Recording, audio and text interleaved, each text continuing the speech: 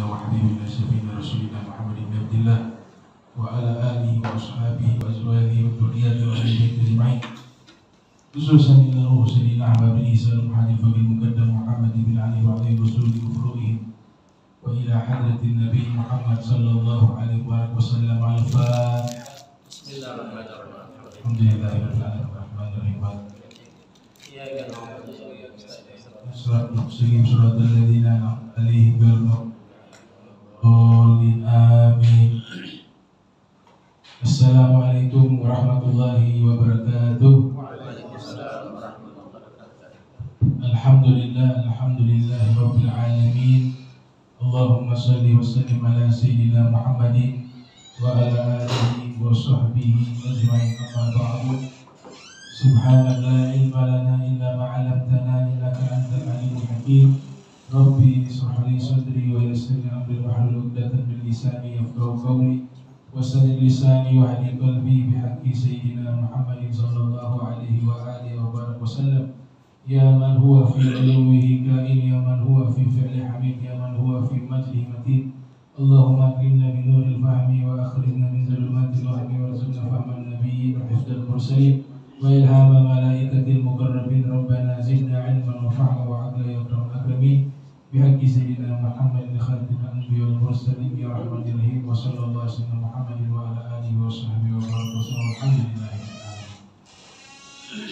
Saya muliakan seluruh karyawan PLN dan jamaah Majlis Ta'lim dan Mawaddah. Masih melanjutkan tafsiran surat Al-Fatihah. Qala at-Tabari innallaha ta'ala dzikruhu wa taqaddasat asma'uhu addaba nabiyahu Muhammadan sallallahu alaihi wasallam bi ta'limi dzikra asma'ihi al-husna amama jami'i af'alihi. At-Tabari ulama mazhab Syafi'i, kelahiran 224 Hijriah, wafat 310 Hijriah. Nah, beliau bukan hanya sekedar ahli tafsir, tapi juga seorang ulama ahli fikih mazhab Syafi'i. Dan beliau ini termasuk ulama yang waktunya diwakafkan sepenuhnya untuk ilmu agama, sehingga tidak sempat menikah. Jadi bujangan, tidak sempat menikah karena waktunya sudah tidak cukup lagi untuk berkeluarga. Dia sudah wakafkan umurnya, anfaqa umrahu fil ilm, fi khidmatil ilm. Dia sudah mewakafkan semua umurnya untuk berkhidmah dengan ilmu agama Islam. Jadi luar biasa At-Tabari. Nama aslinya Abu Ja'far. Itu Abu Ja'far Muhammad ibn Jarir. Itu nama aslinya. Abu Ja'far Muhammad ibn Jarir. Terkenal dengan sebutan Al-Imam At-Tabari. Kelahiran tahun 224 Hijriah, wafat 310 Hijriah. Dan tragis waktu beliau wafat, di zaman itu ada yang disebut asabiyah, fanatisme madhab, sangat kuat pada zaman itu. Terutama mazhab Syafi'i dengan Hambali ini berkonflik, dua mazhab ini berkonflik, sehingga terjadi masalah di antara mazhab Syafi'i dengan mazhab Hambali. Padahal pendiri mazhab tidak bermasalah. Imam Syafi'i, Imam Ahmad guru dengan murid. Imam Syafi'i posisinya sebagai guru, Imam Ahmad posisinya sebagai murid. Tapi masalah muncul pengikut-pengikut setelahnya. Seakan-akan yang Syafi'i itu dia berlawanan dengan Hambali. Di zaman itu sangat kuat perbedaan itu. Akhirnya Imam At-Tabari ini diboikot pengajiannya oleh orang-orang yang mengatasnamakan ulama-ulama bermazhab Hambali. Sampai setingkat ketika beliau meninggal dunia dilarang dikuburkan di pemakaman di daerah beliau, di kampung beliau, dilarang. Ini mazhab Tobari, mazhab Syafi'i, nggak boleh dikuburkan di sini. Bingung murid-murid, mau dikuburkan di sini ditolak, di sini ditolak. Padahal ulama besar. Kemudian tidak punya sanak keluarga, tidak punya anak, tidak punya istri. Mereka bingung. Hanya diputuskan dikuburkan di dalam rumahnya. Di dalam rumah beliau lah, beliau dikuburkan. Nah itu kita harus kenal sejarah ulama-ulama kita itu. Mereka hadapi ujian yang luar biasa. At-Tabari salah satunya.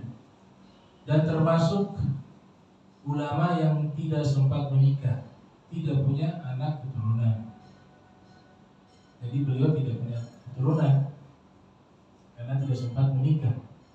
Ada satu kitab ditulis oleh Syekh Abdul Fattah Abu Ghudda berjudul Al-Ulama'ul Uzzab Alladhina Atharul Ilma Ala Zawaj, yang artinya ulama-ulama yang bujang, yang mendahulukan ilmu dibanding menikah.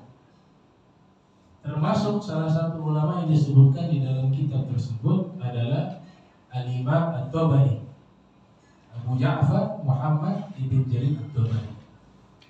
Dan kitab tafsirnya itu dipuji oleh ulama. Imamul Haddad yang menyusun Ratibul Haddad, Al-Habib Abdullah bin Ali bin Muhammad Al-Haddad, pernah ditanya, di antara kitab-kitab tafsir yang paling baik untuk dibaca dan dipelajari, kitab tafsir apa? Imam Haddad menjawab, kitab tafsir yang paling terbaik di antaranya adalah Tafsir At-Tabari. Kitab tafsir yang ditulis oleh Al-Imam Abu Ja'far Muhammad ibn Jarir At-Tabari. Bahkan Ibnu Taimiyah di dalam Majmu' Fatawanya itu, dalam kitab Majmu' Fatawa, juga menyanjung dan memuji kitab tafsir At-Tabari. Sebagian ulama memberikan gelar penghormatan kepada beliau dengan sebutan Sayyidul Mufassirin wa Imamul Mufassirin, pemimpin ulama-ulama ahli tafsir Al-Quran. Baik, itu sekilas tentang At-Tabari. Sekarang kita lihat apa tafsiran daripada At-Tabari atau kesimpulan daripada penjelasan suratul Fatihah. Beliau katakan begini, Inna Allah Ta'ala dzikruhu wa taqaddasat asma'uhu.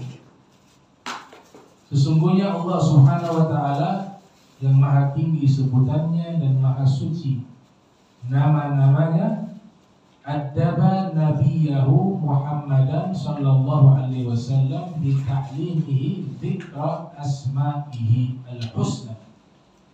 Allah mengajarkan kepada nabinya Muhammad sallallahu alaihi wasallam untuk memperkenalkan kepada nabi di dalam selalu menyebutkan nama-nama Allah yang indah ketika mau melakukan seluruh perkara-perkara yang baik.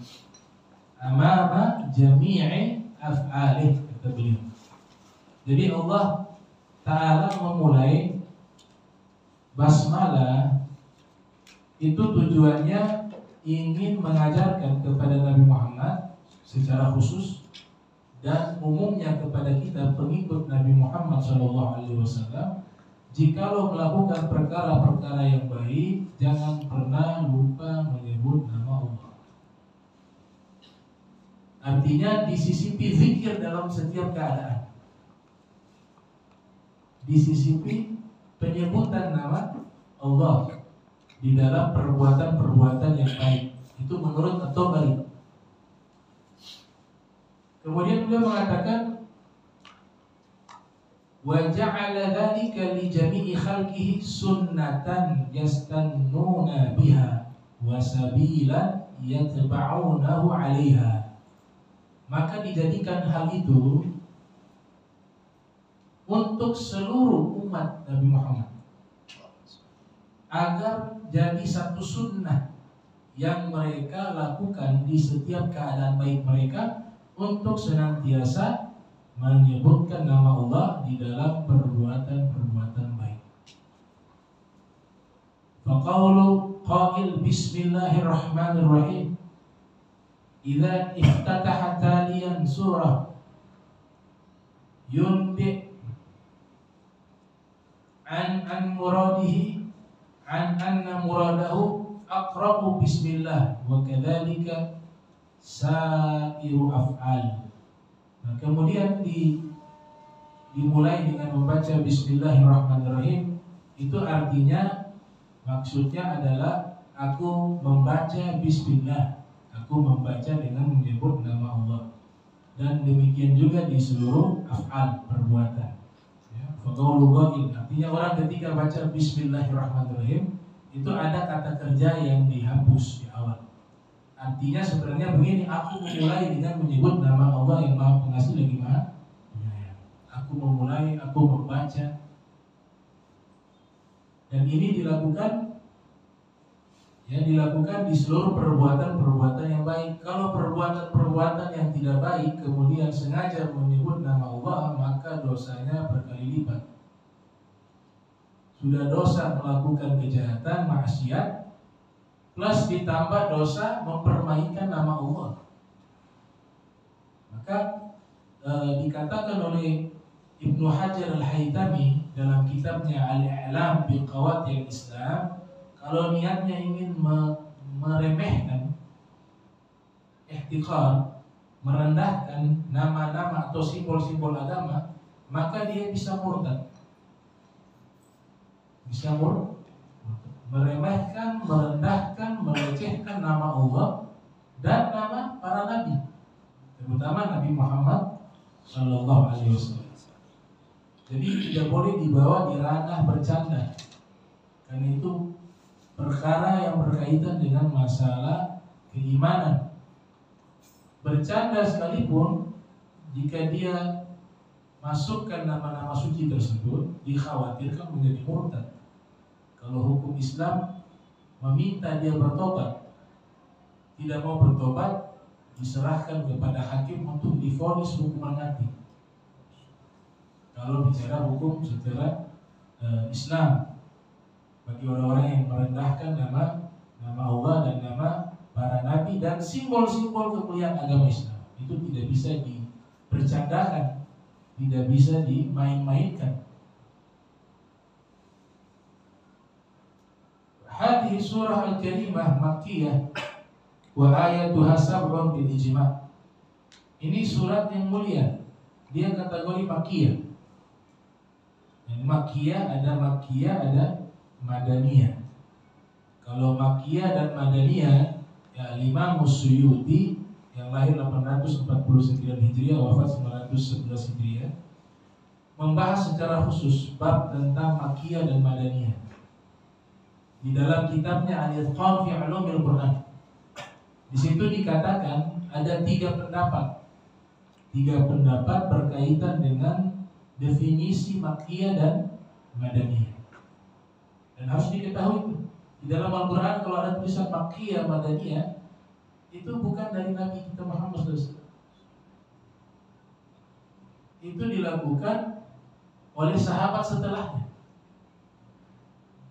Setelah wafatnya Rasul, Ibnu Abbas diantaranya dengan beberapa sahabat, mereka membuat musyawarah untuk menetapkan makkiyah dan madaniyah di dalam Al-Quran.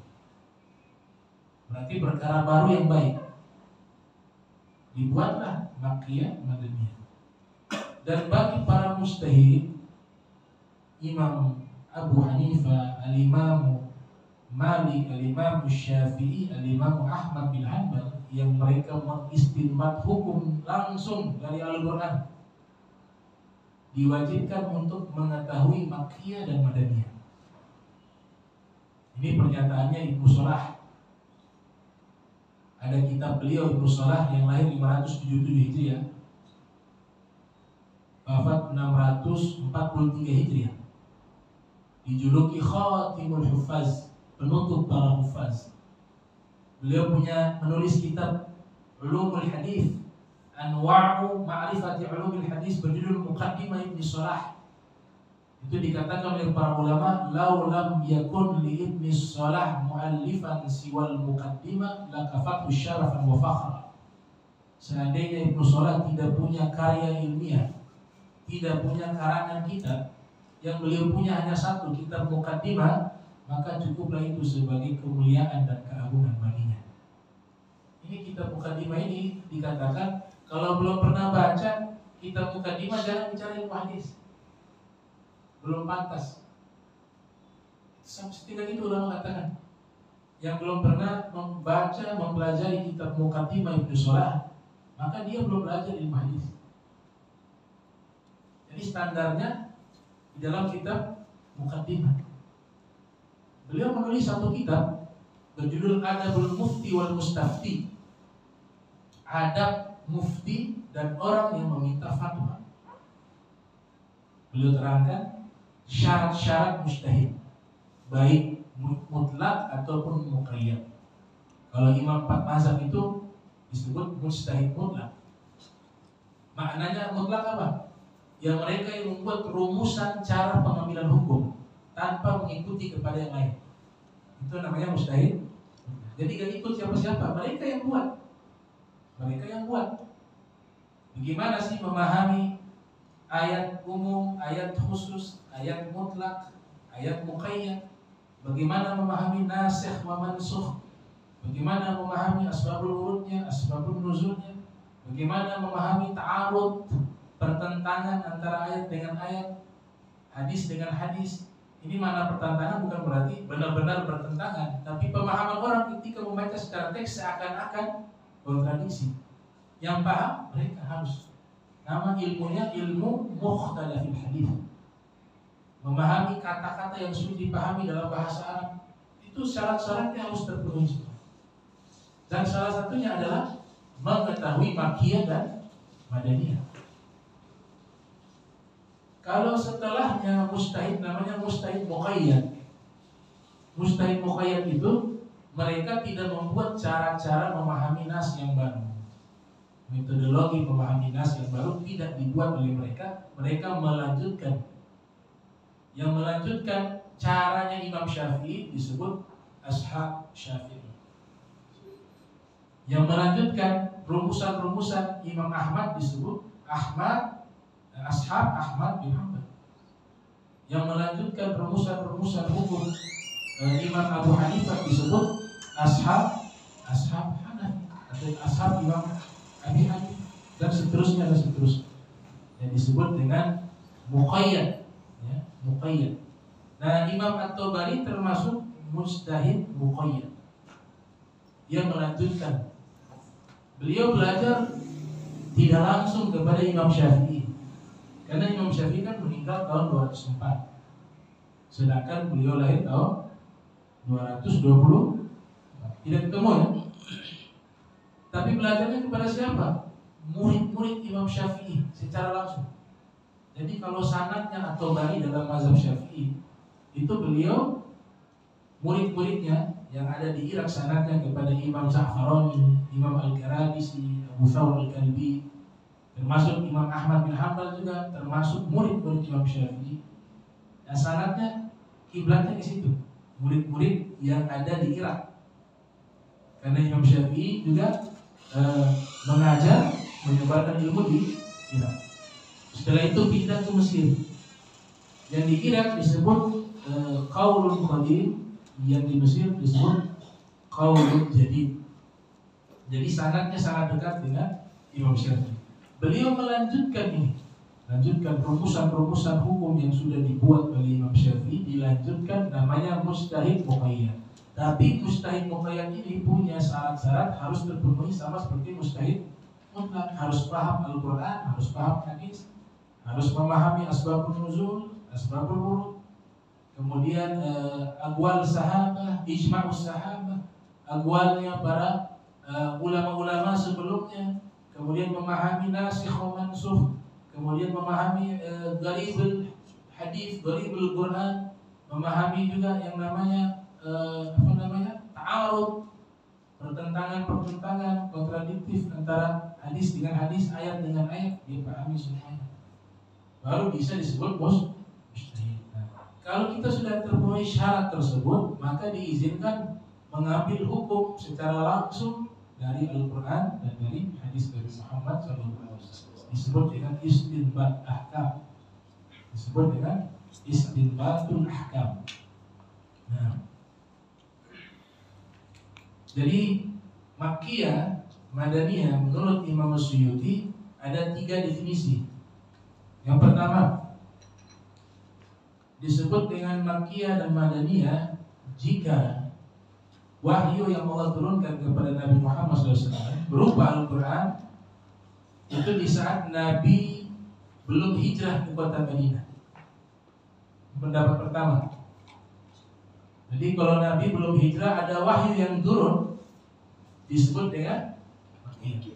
Kalau Nabi sudah hijrah walaupun belum sampai ke kota Madinah. Sudah hijrah walaupun belum sampai ke kota Madinah, dalam proses perjalanan hijrah itu seandainya turun wahyu, maka disebut Madaniyah. Itu pendapat pertama. Pendapat kedua, di saat Nabi sedang berada di Makkah, turunlah wahyu kepada Nabi, disebut Makkiyah. Walaupun sudah hijrah ataupun belum hijrah, tidak masuk di situ.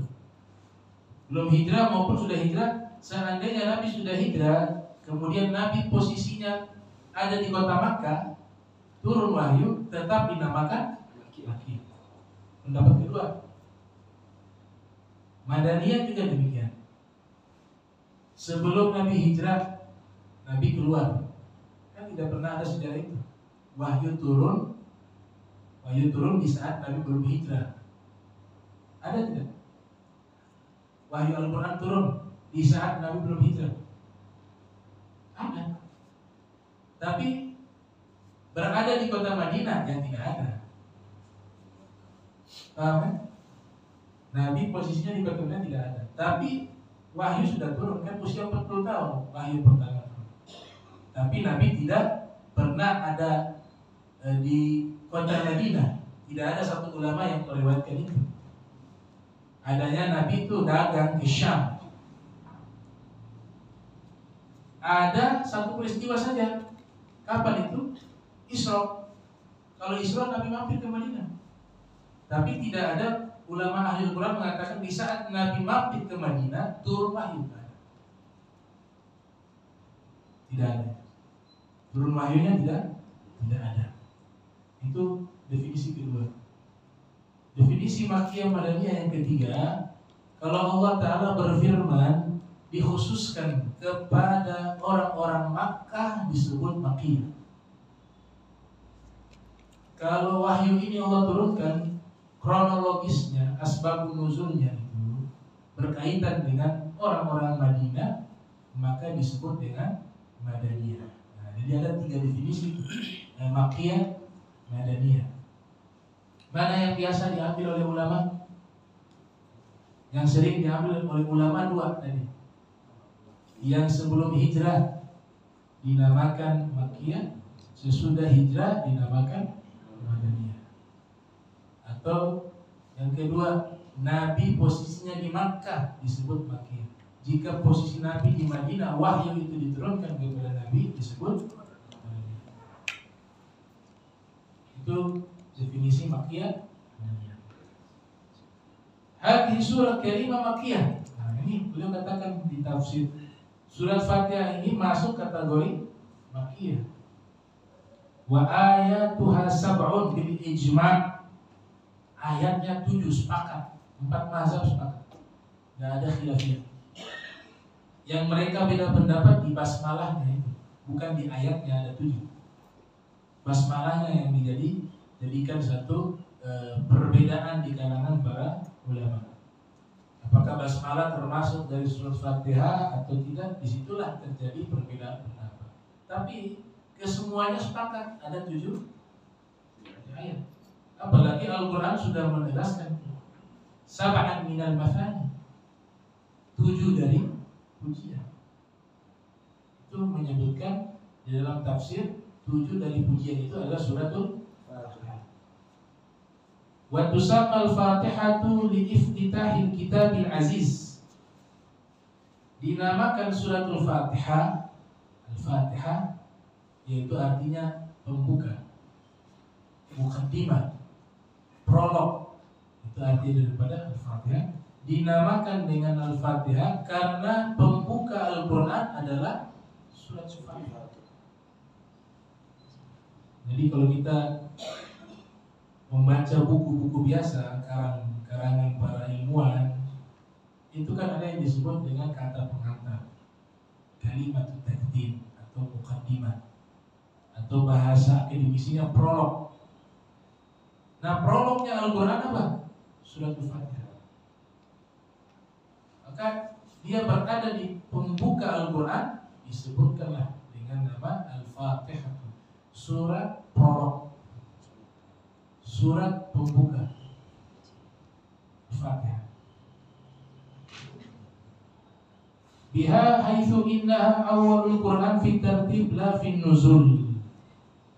Nah, ini Fatihah adalah awal dari Al-Qur'an di dalam tartib urutan surat. Bukan awal turunnya surat. Menurut beliau, pengarang kitab Sofwatul Tafasir. Tapi saya juga pernah belajar satu tafsir namanya Tafsir Marogi. Kami pelajari banyak kitab tafsir. Tafsir Qurtubi, kami pernah belajar. Tafsir Ibnu Katsir, pernah belajar. Tafsir Mafatihul Ghaib, pernah belajar. Tafsir Al-Manar, pernah belajar. Tafsir Zilalul Quran, Tafsir Sofwatul Tafasir, Tafsir At-Tabari. Paling minimal pernah baca. Ada yang khatam, ada yang tidak khatam. Nah, di dalam Tafsir Marogi dikatakan, beliau katakan dalam Tafsir Marogi, ayat pertama yang turun adalah surat Al-Alaq ayat 1-5. Iqra bismi rabbikal ladzi khalaq. Itu ayat pertama yang turun kepada Nabi Muhammad. Dan juga sekaligus wahyu pertama.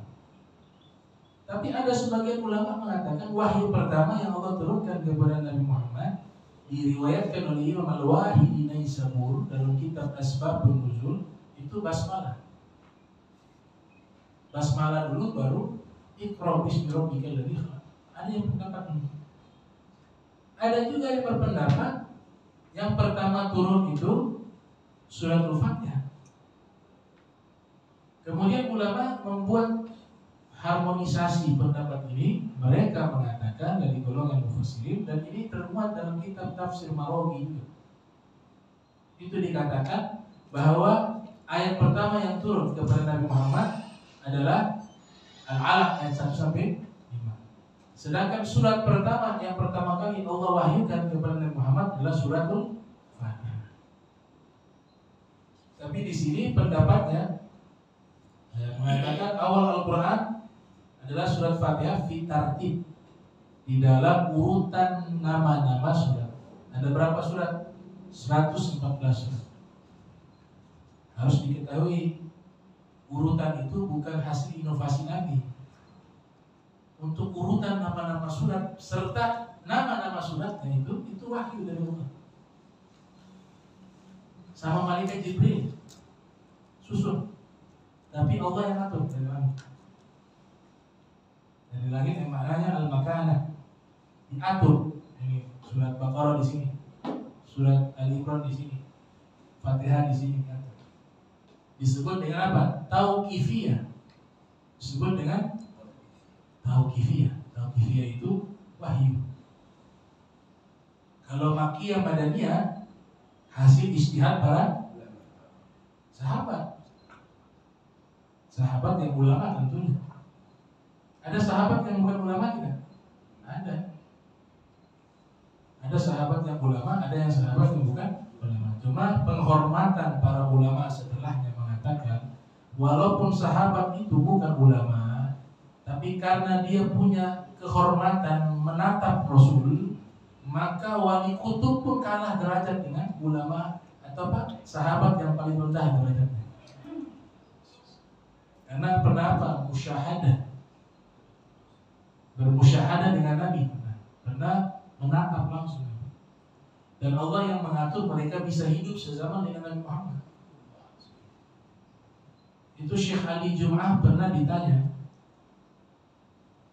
oleh salah satu wartawan, "Wahai Syekh, engkau luar biasa, engkau orang ahli. Kami mau tanyakan satu pertanyaan. Seandainya," memang kata seandainya ini juga ulama larang kita banyak mengucapkan kata seandainya, karena membuka pintu amalnya syaitan. Di situ sangkut pautnya dengan takdir. Tapi ini perumpamaan saja. Dia katakan begini kepada Syekh Ali Jum'ah, seandainya engkau hidup di zaman Nabi Muhammad Sallallahu Alaihi Wasallam, apa yang akan kau lakukan di hadapan Nabi? Kau hidup sezaman dengan Nabi Muhammad dan tinggal bersama Nabi Muhammad di kota Madinah di zaman tersebut. Seandainya engkau dikembalikan oleh Allah di zaman itu, apa kira-kira yang engkau akan sampaikan kepada Rasul? Apa kata Syekh Ali Jum'ah? Seandainya kalau saya hidup di zaman itu dengan Nabi Muhammad, maka ketika Nabi Muhammad berjalan dengan para sahabatnya, saya Ali Jum'ah akan berada di tempat yang jauh dari Rasulullah. Saya akan sembunyi di balik pohon karena malu akan diri saya di hadapan Nabi Muhammad, dan saya akan melihat di balik pohon itu dari kejauhan Nabi Muhammad SAW. Saya tidak berani menghadap beliau kalau saya hidup di zaman itu. Kenapa? Ya karena saya tidak pantas hidup di zaman beliau, makanya Allah ciptakan saya di zaman sekarang, bukan di zaman itu. Kalau saya orang yang pantas bisa menemani Nabi, bisa bergaul dengan Nabi, dan bahkan bisa menjadi sahabat Nabi, tentu Allah akan ciptakan saya akan lahir di zaman Nabi Muhammad dan hidup bersama Nabi Muhammad. Tapi karena saya tidak pantas, Allah tahu saya tidak pantas hidup berdampingan dengan Nabi Muhammad, maka Allah ciptakan saya di zaman sekarang ini. Sama seperti kita. Kan semua pilihan. Itu jawaban beliau. Jadi secara tartib, awal Al-Quran di dalam tartib adalah apa? La fin nuzul, bukan di dalam proses penurunan wahyu tersebut. Wa hiya ala qasriha, dan ini surat Al-Fatihah dia sangat singkat, padat.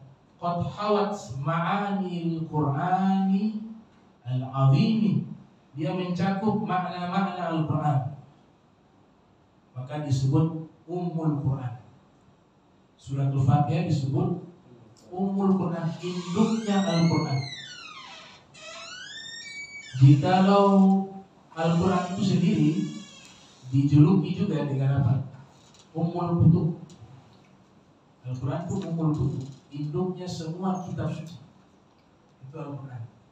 Sedangkan induknya surat di dalam Al-Quran adalah Fatihah, disebut Ummul Quran. Washtamalat ala maqasidihi al-asasiyah bil ijmal, karena mencakup maksud-maksud prinsip di dalam Islam secara global. Fahiya tatanawalu usuluddin wa furu'ih, tatanawalu al-aqidah wal ibadah wal tashri' wal i'tiqad bil yawmil akhir wal iman bi sifatillahi al-husna. Dia disebut sebagai surat yang mencakup asas-asas daripada ajaran Islam, karena di dalam surat Fatihah makna secara global, tidak spesifik. Secara global di dalam surat Fatihah mengandung usuluddin, prinsip agama, usuluddin. Fahiyat tatanawalu usuluddin wa furu'ih, dan cabang-cabangnya, dan juga mengandung akidah.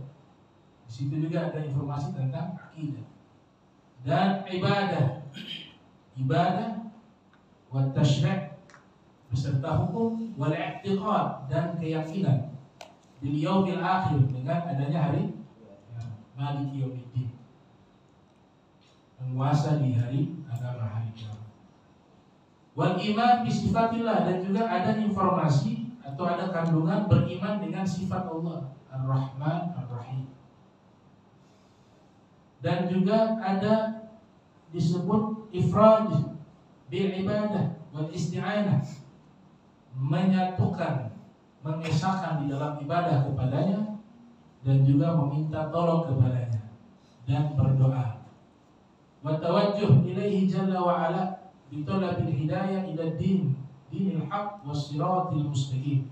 Dan juga ada permintaan diberikan petunjuk ke agama yang benar dan jalan yang lurus, yaitu permintaan doa ihdinas siratal mustaqim. Itu sirat artinya apa? Menelan. Arti aslinya sirat itu bukan jembatan. Al-ibtila, menelan. Kenapa diartikan jembatan atau jalan? Bisa diartikan sirat jalan, jembatan, karena sirat itu dia menarik orang. Dia menarik dan lebar, besar. Kalau sirat yang dipahami di dalam riwayat-riwayat atau informasi penjelasan ulama mengenai jembatan yang akan dilintasi oleh semua manusia, itu disebutkan ahadun minas saif wa adaqu minas sya'ri.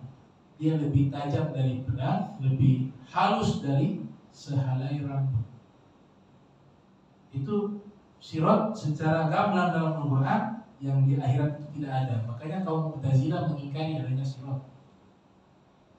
Dalam masalah akidah, kaum Mu'tazilah tidak percaya adanya sirat. Tapi kita ahli sunnah wal jamaah percaya adanya sirat. Ulama tafsir juga menafsirkan di dalam Al-Quranul Karim. Dan sirat ini bisa dibaca sirat dan bisa dibaca sirat. Dalam qiraah yang lain dibaca as-sirat, pakai ta, as-sirat. Yang kedua, shadnya dibaca fathah, as-sirat. Bisa dibaca as-sirat, bisa dibaca as-sirat. Qiraah yang benar itu bacaan shadnya itu terdengar seperti swirat, swirat. Nah, itu dikatakan di dalam ilmu balaghah, dia masuk bab isti'arah di dalam doa tersebut. Ihdinas siratal mustaqim. Itu artinya apa? Tunjukkanlah kami kepada jalan yang lurus, yaitu ihdina ad-dinil haq, ihdina ad-dinal haq, atau ihdina al-islam kas-siratal mustaqim. Kalau dalam balaghah terjemahannya jadi beda. Diterjemahkan bagaimana? Ihdina al-islam kas-siratal mustaqim. Tunjukkanlah kami kepada agama yang benar, agama Islam. Agama Islam itu seperti jalan yang lurus. Itu terjemahannya nih dalam ilmu balaghah. Dia masuk bab namanya babul isti'arah. Tafsiran jalan yang lurus itu jalannya siapa? Badal dalam ilmu nahwu. Badal itu keterangan tambahan. Kan di situ dikatakan tunjukkanlah kami ke jalan yang lurus. Jalan lurus itu jalan apa? Allah terangkan setelahnya. Ihdinas siratal mustaqim. Siratal ladzina an'amta 'alaihim. Jalan yang lurus itu adalah jalan orang-orang yang Engkau telah beri nikmat kepada mereka. Inilah konsep penafsiran ayat dengan ayat. Ada dua kitab yang membahas secara baik masalah ini, menafsirkan ayat dengan ayat. Di antaranya kitab yang ditulis oleh murid Ibnu Hajar Asqalani bernama Imam Al-Biqai. Beliau menulis kitab Nazmud Durrar fi Tanasibil Ayati wa Suwar. Artinya menafsirkan Al-Quran dengan menselaraskan ayat Al-Quran dengan ayat Al-Quran dan surat Al-Quran dengan surat di dalam Al-Quran. Surat yang ada dalam Al-Quran dengan satu surat. Jadi ada tafsiran.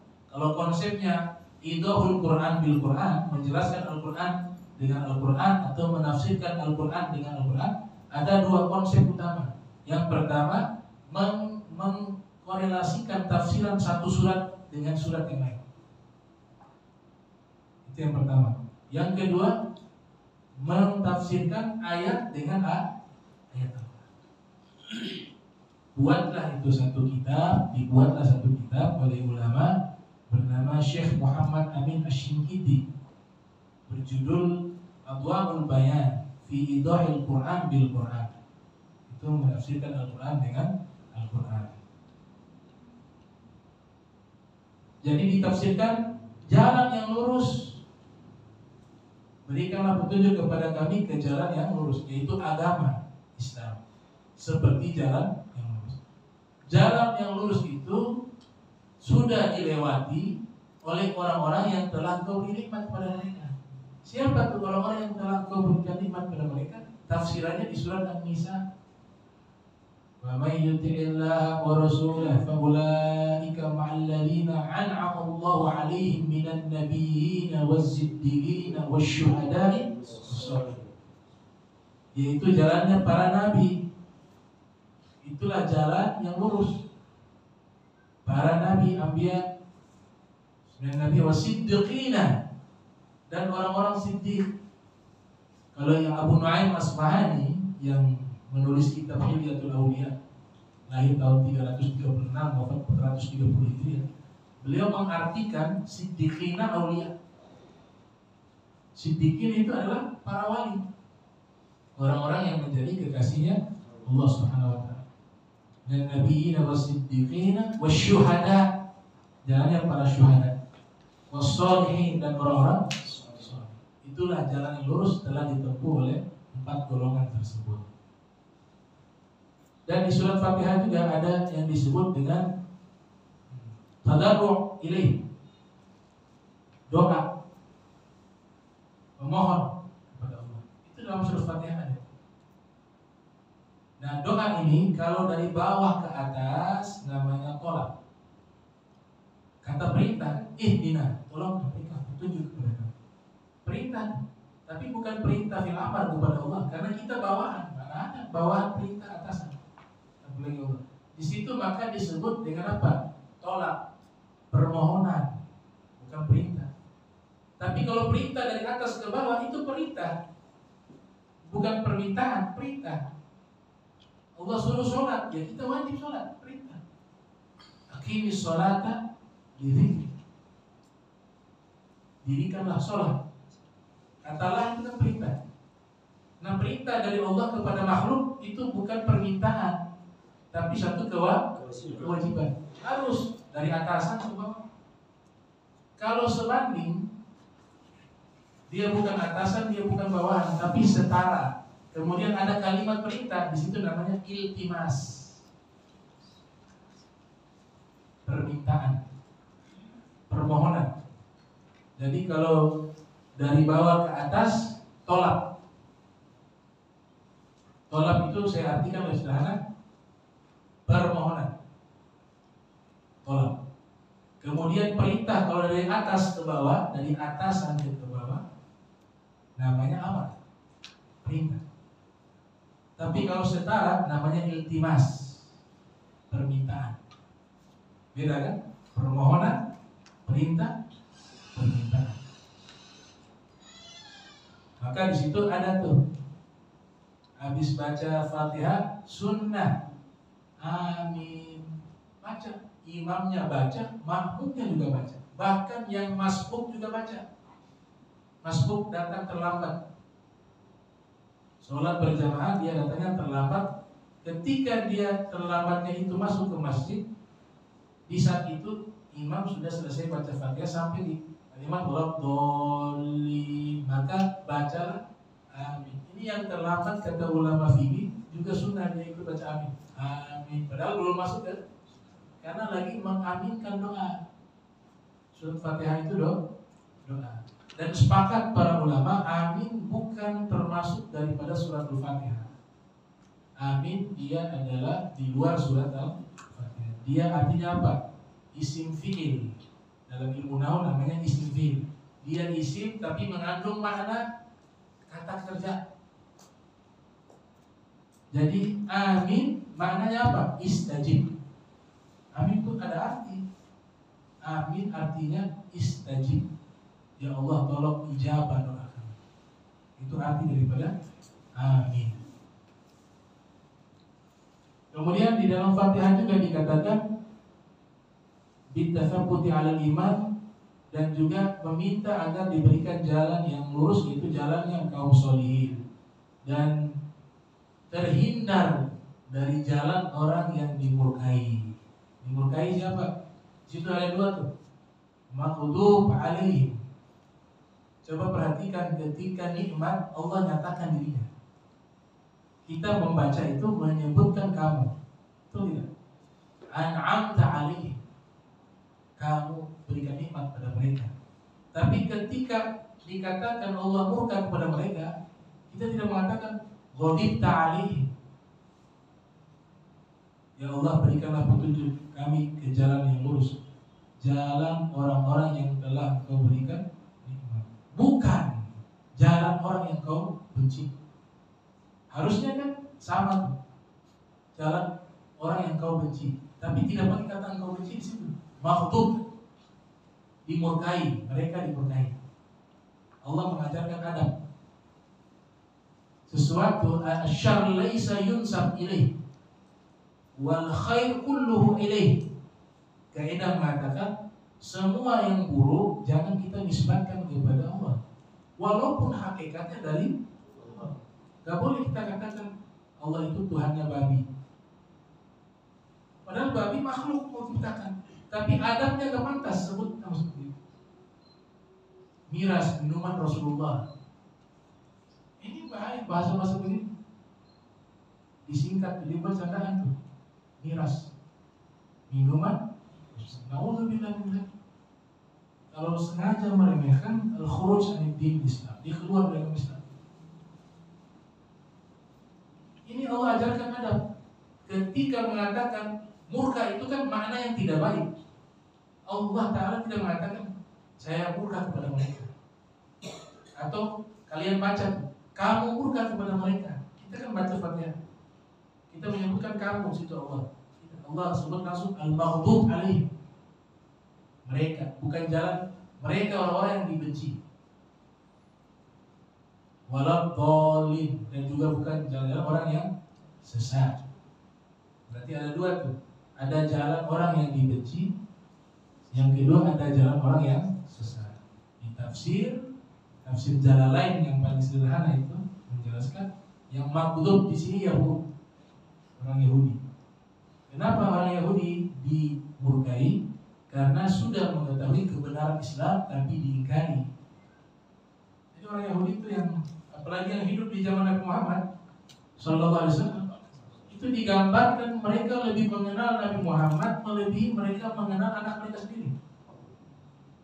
Karena selalu di dalam kitab suci mereka ada informasi tentang Nabi Muhammad SAW. Saking kenalnya mereka kepada Rasulullah SAW, tapi digambarkan ia mengenal Nabi Muhammad melebihi dia mengenal anak kandungnya sendiri. Tapi apa yang terjadi? Mereka ketika tahu, oh ternyata Muhammad itu bukan dari Bani Israel. Muhammad itu dari orang Arab, suku Quraisy. Mereka tidak mau. Harusnya Muhammad itu Bani Israel. Jadi punya harapan. Itu mereka punya harapan, punya angan-angan Nabi penutup ini, pemimpin para nabi, para rasul itu berasal dari sukunya, berasal dari kaumnya. Ternyata Allah pilih dari kaum Quraisy. Disitulah mereka mengingkari. Jadi sudah tahu benar tapi diingkari. Makanya maghdub 'alaihim, Allah murka kepada mereka. Sudah tahu benar tapi diingkari. Yang kedua waladhdallin, dan bukan juga jalan orang-orang yang mereka itu sesat. Di sini ditafsirkan Nasrani. Nasrani pendahulu mereka. Kita bicara konteksnya di zaman Nabi Muhammad SAW biar lebih mudah dipahami. Di kota Makkah itu ada penyembah berhala di zaman Nabi Muhammad. Ada ahli kitab Nasrani, ada millat Ibrahim, mengikuti agama Nabi Ibrahim. Kurang lebih yang mayoritas dia ini penyembah berhala, yang kedua Nasrani, yang ketiga mengikuti agama Nabi Ibrahim, millat Ibrahim. Yang Nasrani ini dia masuk Islam di Makkah itu. Waraqah namanya bin Naufal dengan saudari perempuannya Ruqayyah, kata Imam As-Suhaili. Ruqayyah binti Naufal. Dua-duanya ahli kitab. Tahu tuh di dalam kitab suci. Tapi kitab yang mereka pegang di Makkah itu kitab asli, Injil yang asli. Injil yang ada di Jazirah Arab yang asli itu yang paling banyak ada di Makkah di zaman itu. Ada di beberapa tempat tuh sedikit saja. Tapi yang kebanyakan adalah yang sudah distorsi, sudah dirubah. Pengikut-pengikutnya ini mereka dapati kitab-kitab suci yang sudah dirubah, sehingga disebut mereka tersesat. Pengen cari kebenaran, tapi informasi yang mereka dapat sudah dirubah sehingga mereka tersesat. Beda berarti Nasrani dan Yahudi. Nasraninya tersesat, Yahudinya dimurkai. Nah, ini ringkasan daripada tafsir surah Fatihah. Nah, kemudian dikatakan di sini di Fatihah juga ada berita-berita tentang kisah-kisah umat-umat terdahulu. Jalan-jalan orang yang telah kau berikan nikmat itu kan cerita para nabi terdahulu dan seterusnya. Dan juga ada tingkatan-tingkatan kebahagiaan, tingkatan-tingkatan orang-orang yang celaka itu diisyaratkan di dalam surat Fatihah. Dan juga perintah mengamalkan perintah Allah Ta'ala, menjauhi seluruh larangannya juga ada di dalam surat Fatihah. Dengan sebab itulah suratul Fatihah dinamakan Ummul Kitab, induknya Al-Quran. Di annaha jama'at maqasidah al-asasiyah, karena dia menghimpun semua asas-asas prinsip daripada ajaran Islam. Itu semuanya termuat di dalam suratul Fatihah. Nah, kita sampai di sini saja. Nanti pertemuan berikut kita lanjutkan di dalam pembahasan fadluha, keutamaan daripada surat Al-Fatihah. Jadi kesimpulan yang saya tutup, Fatihah itu awalnya apa? Paling awal basmalah. Paling akhirnya apa? Akhir Al-Fatihah apa? Amin atau waladhdallin? Waladhdallin. Amin kan bukan Al-Fatihah. Awal Fatihah itu basmalah, akhirnya waladhdallin. Awal bacaan Al-Quran Bismillah. Akhir bacaan Al-Quran Sadaqallahul Azim. Itu ada riwayat tuh. Jadi mengatakan Sadaqallahul Azim itu bid'ah, padahal riwayat ada. Riwayat itu dimuat dalam kitab Ruhul Bayan. Salah satu sahabat Nabi yang pendeta Yahudi yang masuk agama Islam, namanya Ibnu Salam, Zaid bin Salam atau Abdullah bin Salam. Saya lupa namanya. Antara dua itu Zaid atau Abdullah. Dia pendeta Yahudi masuk Islam. Dia pernah bertanya kepada Rasulullah SAW, ya Rasulullah, ma ibtida'ul Qur'ani wa khatmuhu. Wahai Rasulullah, awal dari bacaan Al-Quran itu apa? Dan akhir dari bacaan Al-Quran itu apa? Qala Nabi, ibtida'uhu basmalah. Nabi yang jawab tuh, awalnya dari bacaan Al-Quran adalah basmalah. Wa khatmuhu sadaqallahul azim. Dan penutupnya adalah sadaqallahul azim. Dalam tafsir namanya Ruhul Bayan nama kitabnya. Bukan Ruhul Ma'ani, lain lagi. Ruhul Ma'ani karya Imam Alusi Al-Baghdadi. Kalau Ruhul Bayan karya Imam Istanbul, seorang ulama asal Turki, Istanbul. Ya. Wallahu a'lam